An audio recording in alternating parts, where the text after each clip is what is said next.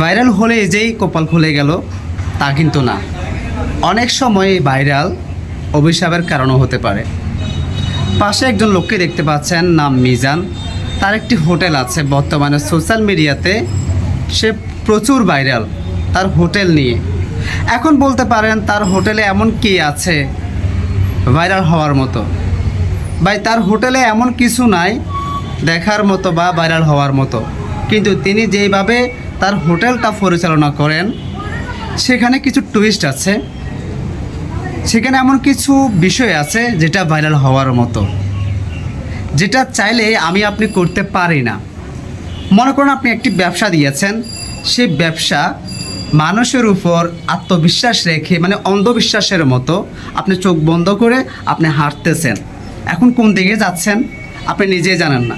আপনি চোখ বন্ধ করে আপনি হাঁটতে যেমন পারবেন না, আপনি নিজের উপরও তখন বিশ্বাস করতে পারবেন না কোন দিকে না কোন দিকে চলে যান। ঠিক আছে, ব্যাপারটা ঠিক এইরকম। আপনি যখন একটা ব্যবসা দিবেন, আপনি ব্যবসাটা কারো উপর অন্ধবিশ্বাস করে ছেড়ে দিতে পারবেন না, হ্যাঁ, উন্মুক্ত করতে পারবেন না। কিন্তু সেইখানে এই মিজান সাহেব, এই মিজান মিয়া তার ব্যবসাটাকে অন্ধবিশ্বাসের উপর, আল্লাহর উপর ভরসা রেখে মানুষের উপর ছেড়ে দিয়েছে। তার হোটেল থেকে সাধারণ পাবলিক, রিক্সা চালক, ভ্যান ড্রাইভার, সিএনজি চালক, আরও যত শ্রেণীর মানুষ আছে তারা চাইলেই তাদের মন মতো খেতে পারে নিজের হাতে নিয়ে। সেখানে আপনি চাইলেই আপনি আপনার মন মতো টাকাও রাখতে পারবেন, কারণ সেখানে ক্যাশিয়ার নাই, কোনো স্টাফ নাই, হেল্পার নাই। আর যাকে দেখতে পাচ্ছেন মিজান, তিনি একা সেই হোটেল সামলান। হ্যাঁ, তিনি একা যেহেতু এই হোটেল সামলান, তার হোটেলে কোনো স্টাফ নাই বা হেল্পার নাই, তো এই ক্ষেত্রে তিনি কি করেছে, জনসাধারণের উপর ছেড়ে দিয়েছে। আপনি খাবেন তো, আপনি কি খেয়েছেন, কত টাকার খেয়েছেন, আপনি হিসাব করে একটি ডিব্বা আছে, বয়ম বলতে পারেন, চকলেটের যে বয়মগুলো, সে বয়মের মধ্যে আপনি টাকা রাখতে পারবেন। এখন সেটা আপনার বিবেকের উপর অনেক ক্ষেত্রে নির্ভর করে। আপনি খেলেন 100 টাকার, আপনি যদি 10 টাকা দেন তাহলে তো কিছু করার নাই, সেখানে এই মিজান মিয়ারে লস। তো যাই হোক, এই ব্যাপারটা কিন্তু তিনি ইচ্ছে করে ভাইরাল করেননি। তিনি মোবাইল চালাতে পারেন না, যখনই ভাইরাল হয়েছে তখনই তার উপর মানে চলে এসেছে একটি দুর্ভিক্ষ। মানে তার কপালটা দিন দিন খারাপ হতে যাচ্ছে। কাস্টমার বৃদ্ধি পেয়েছে কিন্তু লাভ হচ্ছে না, আগের তুলনায় লাভ হচ্ছে না, বরং লস হচ্ছে। এখন বলতে পারেন ব্যাপারটি কেন?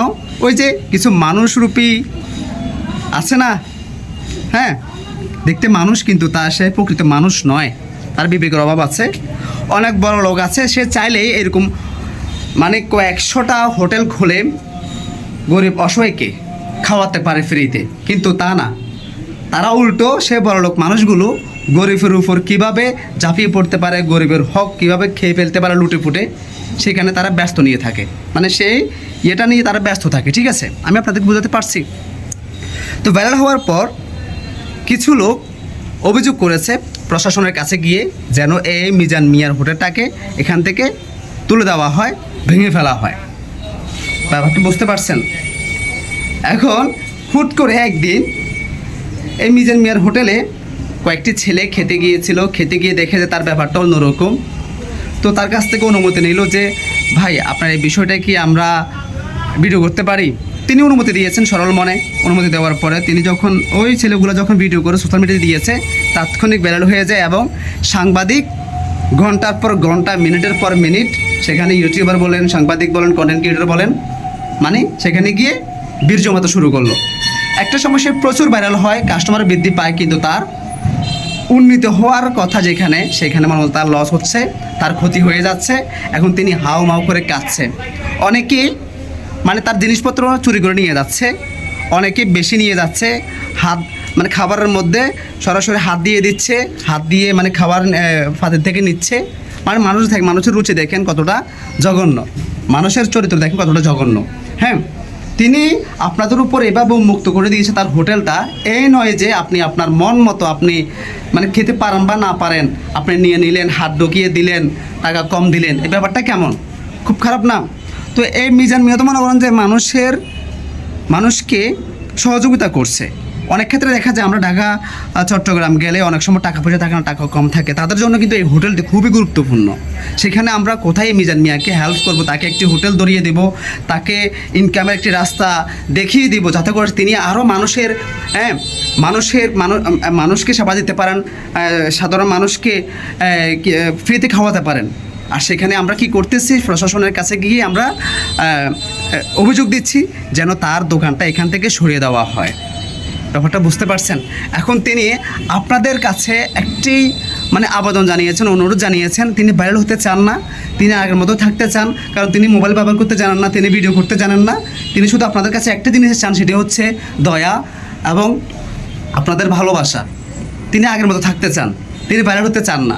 তো সেখানে গিয়ে আপনারা অযথা ভিড় জমাবেন না। অন্তত আপনারা যারা ভিডিও করতে যাবেন অবশ্যই একটার পরে যাবেন। আপনারা সাংবাদিক ঠিক আছে, ইউটিউবার ঠিক আছে, অনেক ভিডিও ঠিক আছে, আপনারা এমন সময় যান যখন তার ব্যবসার মধ্যে সমস্যা হয়। ব্যাপারটা বুঝতে পেরেছেন? তো যাই হোক, মানুষের বিবেকের মধ্যে মনে করেন যে ইঁদুরে প্রসাব করে দিয়েছে, আর কি বলবো। সর্বশেষ আরেকটি কথা বলতে চাই আপনাদেরকে। এই মিজান মিয়া একজন সহজ সরল মানুষ, মানবিক হৃদয়ের মানুষ। তিনি তার এই ছোট্ট ব্যবসার মাধ্যমে মানুষের সেবা করছেন। দয়া করে যারা তার এই ছোট্ট ব্যবসার প্রতি কুনজর দিয়েছেন, তারা এই ব্যবসাটাকে ধ্বংস করার চিন্তাভাবনা করছেন, দয়া করে এমনটা করবেন না। আপনারা কি জানেন, আপনার যেমন পরিবার আছে, সন্তান আছে, তারও কিন্তু এমন ছোট্ট একটি পরিবার, বাচ্চা কাচ্চা রয়েছে। বাচ্চা কাচ্চার হকের উপর আপনারা লাথি মারবেন না। যদি পারেন তাকে সাপোর্ট করবেন, তাকে ভালোবাসা দিবেন।